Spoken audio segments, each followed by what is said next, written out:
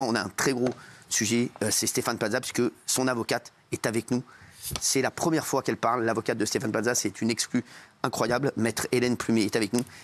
Et on a des révélations de fou sur cette affaire. Et elle vient de nous raconter l'histoire de Stéphane. Regardez, petit récap. Depuis septembre dernier, Stéphane Plaza est accusé par plusieurs femmes de violences physiques et verbales, mais aussi de menaces et d'humiliation. Plaza, agresseur, M6, complice. Des accusations que l'agent immobilier conteste et qui l'impactent fortement. Il vivrait caché en région, entre Paris et la région parisienne, entre 3 maisons qu'il aurait. Et alors que la chaîne a décidé de maintenir l'animateur à l'antenne, Stéphane Plaza a pu compter sur le soutien d'Éric Antoine, de Karine Le Marchand, mais aussi de son acolyte, l'architecte d'intérieur Sophie Ferjani. Il a beaucoup de défauts, mais certainement pas celui de lever la main sur une femme. Plainte pour violence conjugale contre Stéphane Plaza, l'avocate de l'animateur s'exprime en exclusivité dans TPMP. Merci d'être avec nous, vraiment merci à vous, Maître Hélène Plumet, d'être avec nous. Je suis très heureux de vous avoir ce soir. Et est-ce que vous pouvez nous rappeler de quoi Stéphane Plaza est accusé? Vous êtes l'avocate de Stéphane.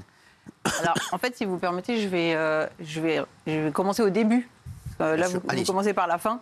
Et quand on connaît la chronologie, on comprend mieux pourquoi on l'accuse aujourd'hui de ce qu'on l'accuse. C'est-à-dire que, en fait, Stéphane Plaza, ça fait déjà 1 an et demi qu'il se fait harceler. Alors ça a commencé avec une compagne, une ex-compagne qui a pensé qu'il le trompait, et elle a fouillé dans son téléphone, elle a trouvé des numéros, elle a pris les numéros de plusieurs femmes dans son téléphone, et en fait elle les a contactées, et là il y a un peu, elle a commencé à divulguer des rumeurs sur lui. Autour de son entourage, professionnel, amical. Il a déposé une main courante. Donc c'était en novembre 2021, donc on est quand même quasiment il y a 2 ans. Il l'a bloqué donc suite à la main courante, il l'a bloqué sur les réseaux, il l'a bloqué sur le téléphone. Elle a contacté donc d'autres femmes. Il y en a une autre qui a commencé également à diffuser des rumeurs, toujours sur lui, sur des prétendus MST. Si tu fréquentes Stéphane Plaza, tu vas avoir plein de maladies, alors qu'il n'a jamais eu une MST dans sa vie. Donc elles n'ont pas trouvé le bon exemple. Moi, il faut savoir que ça fait 15 ans que je suis l'avocate de Stéphane Plaza. D'accord. Donc, en fait, je le connais bien. Oui. Voilà. Et j'ai vu toute l'évolution. Parce que, du coup, il m'en avait parlé au début. Quand il y a eu encore ces rumeurs, on a fait une mise en demeure d'avocat à cette femme. Et suite à ça, en fait, les faux profils et les messages et les harcèlements se sont multipliés, se sont intensifiés. À tel point que en juin 2023, le 28 juin, il a déposé une plainte pour harcèlement et cyberharcèlement contre X et en visant ses trois ex-compagnes. Donc oui. dans la chronologie, ce qu'on voit, c'est que c'est lui qui a subi un harcèlement. Et en fait, à chaque fois, il s'est dit, bon, je ne vais pas répondre, je ne vais pas rebondir, ça va se calmer, ça va s'arrêter, ça va s'arrêter tout seul. En octobre 2022, il y a Public qui a sorti un article pour dénoncer sa prétendue infidélité. On pense qu'elles ont vu que ça n'avait pas eu plus d'effet que ça, et donc après c'est monté crescendo. Et surtout, ce qui s'est passé, c'est que dans la chronologie encore, en août 2023, il a demandé à une de ces 3 femmes qui occupait un appartement qui lui appartenait depuis 5 ans de lui restituer, puisqu'il en avait besoin. Et 3 semaines après, il y a l'article Mediapart qui est sorti. D'accord. Combien il y a de plaintes?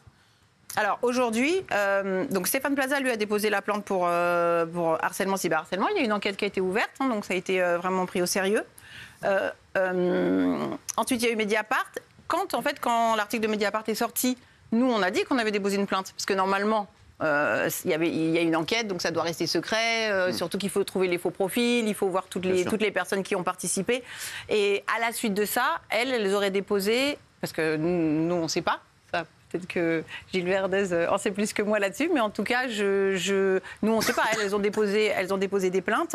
Et c'est que dans les journaux qu'on sait qu'il y a une enquête qui a été ouverte. Lui n'a pas été entendu. D'accord. pour l'instant. Important de le dire pour nos téléspectateurs. Exactement. Pour l'instant, il n'a pas été entendu.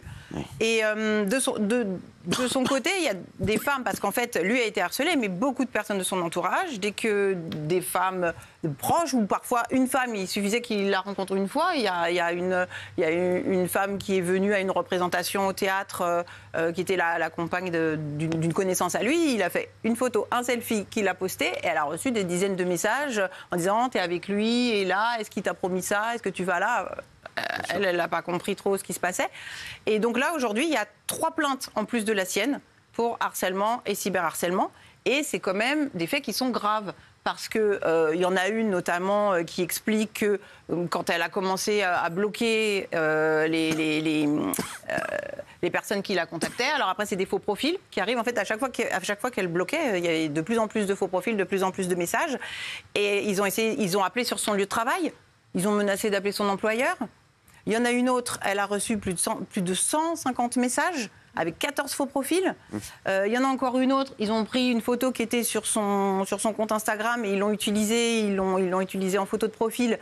Donc il y a quand même des choses très graves et des méthodes très, très graves. Voilà. Gilles. Oui, à propos de ces 3 dernières plaintes-là, donc c'est 3 personnes de l'entourage de Stéphane Plaza qui se disent harcelés, qui ont porté plainte pour défendre Stéphane Plaza.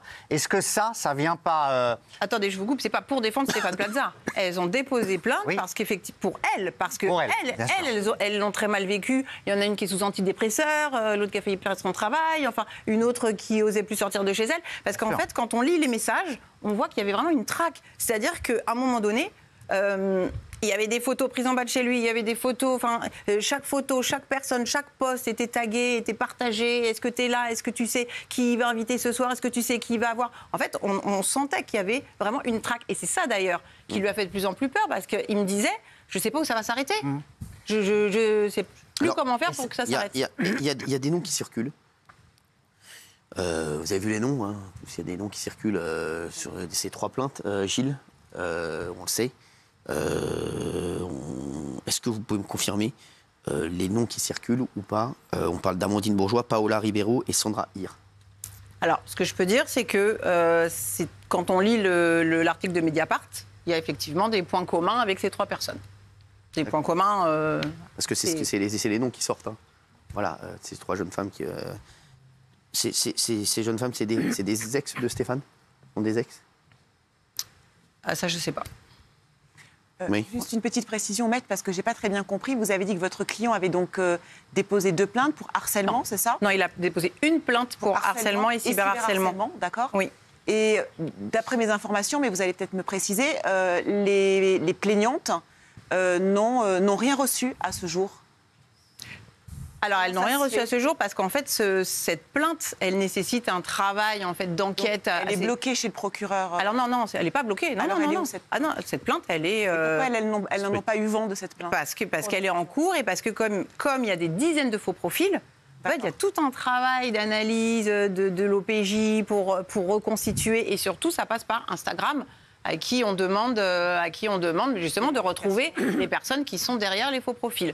En tout cas, ça avance. Alors, Stéphane est dans quel état en ce moment? Il est pas bien.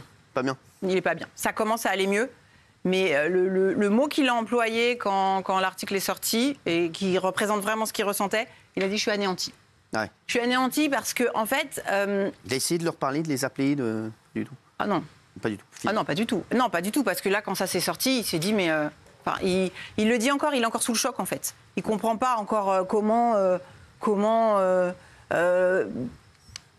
ça a pu arriver, comment on peut lui reprocher ça. Pourquoi il ne porte pas plainte pour diffamation contre ces femmes?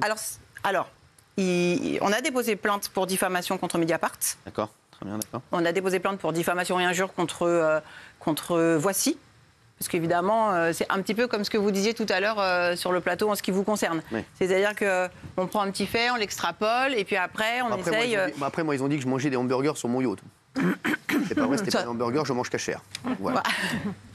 Ouais, les hamburgers cachères, ça existe. Exactement. Mais pas en mer, malheureusement. Oui.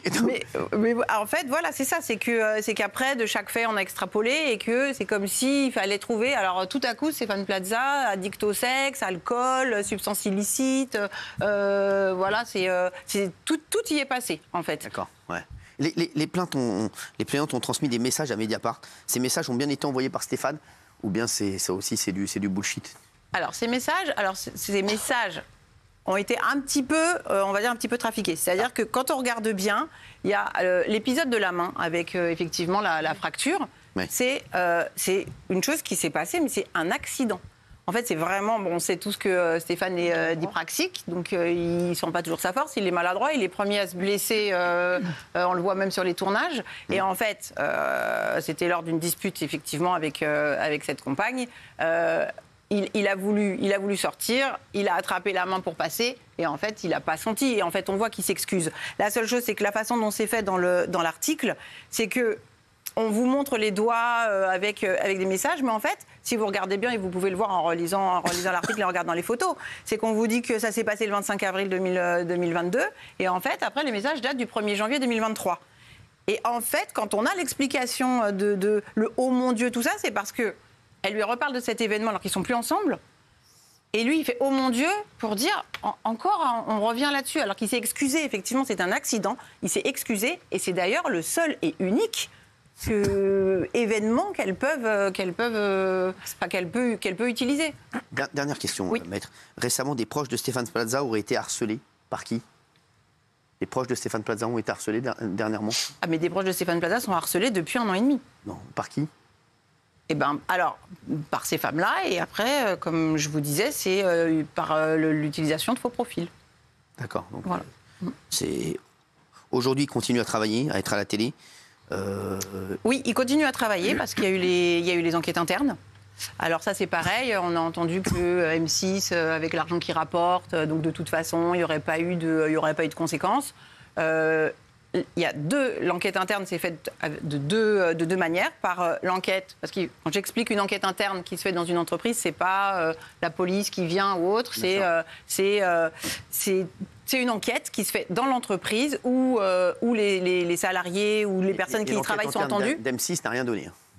N'a rien donné, parce qu'il a été... Alors, elle n'a rien donné. Et attention, c'était sérieux. Hein. Oui, C'est-à-dire oui. que ça a été des Non, mais heures de... oui, mais elle a rien donné. L'enquête d'M6, en tout cas, n'a rien donné qui justifie Bien une sûr. sanction, en sachant qu'il y avait M6 et qu'il y avait la société Media One, qui est aussi une société productrice qui a pris un avocat, qui a un cabinet d'avocats réputé pour faire l'enquête. Donc, D'accord. c'était pas que M6 en interne à faire sa petite soupe. Oui. C'était vraiment les deux M6 avec son process interne et la société de production avec un cabinet d'avocats.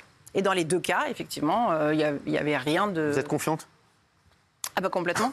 Complètement, parce que moi, j'ai des centaines de SMS. Et en fait, ce qui est incroyable, c'est qu'elles ont toujours parlé, effectivement, d'infidélité. Et bon, ça c'est pas pénalement répréhensible. Mais il n'y avait jamais, il n'y a pas un SMS, il n'y a pas un mot où elles disent attention, il est violent, ou attention, tu risques pour ta vie, ou attention. C'est D'accord. juste, voilà, c'est attention, il peut-être, il est avec d'autres en même temps que toi.